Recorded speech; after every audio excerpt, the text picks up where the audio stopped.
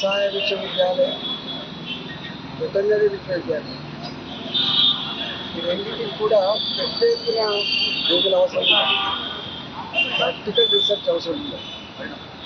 అలాంటి రాజేంద్ర నగర్ వ్యవసాయ విశ్వవిద్యాలయం సంబంధించి 50 ఎకరాల భూమిని హైకోర్టుకు అలకట్ చేసిన. కోర్టు కట్టద్దని కానీ,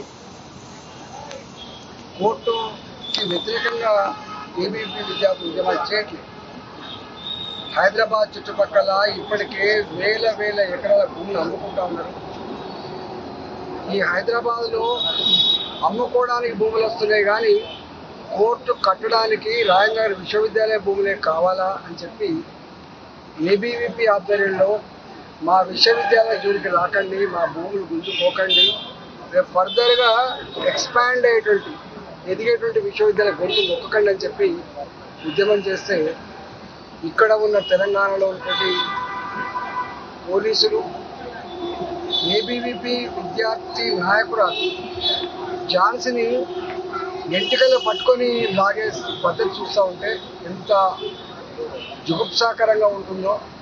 మరి ఒక మహిళా విద్యార్థులు చూడకుండా ఆమె నక్సలైట్ కాదు, ఆమె ఉరికి ఏమైనా ధ్వంసం చేసేది లేదు, ఆమె మానబాంబు లెక్క లేదు. మరి అలాంటి ఒక బక్కపల్చడి ఆ ఝాన్సీ విద్యార్థి నాయకురాన్ని చుట్టుపట్టి వీడ్చుకొని వాళ్ళు వ్యవహరించిన తీరు దీన్ని తీవ్రంగా ఖండిస్తూ ఉన్నాం. దీనికి బాధ్యులైన వాళ్ళ మీద తప్పకుండా చర్య తీసుకోవాలని చెప్పి హెచ్చరిస్తా ఉన్నాం. ఒకవేళ ప్రభుత్వం కనుక స్పందించకపోతే ఈ చర్యకు ప్రభుత్వమే పాల్పడినట్టుగా భావించవలసి ఉంటుందని చెప్పి ఈ సందర్భంగా హెచ్చరిస్తా ఉన్నాం. తక్షణమే చర్య కనుక తీసుకోకపోతే తప్పకుండా విద్యార్థుల కన్నెర్ర గురికాక తప్పదని చెప్పి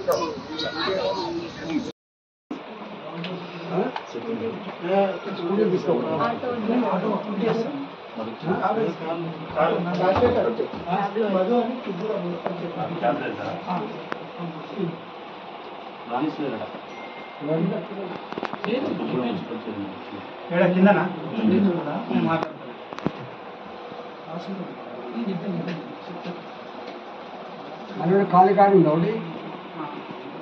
ఉందా ఉందా అంటే ఇక్కడ నేను తీసుకెళ్తాను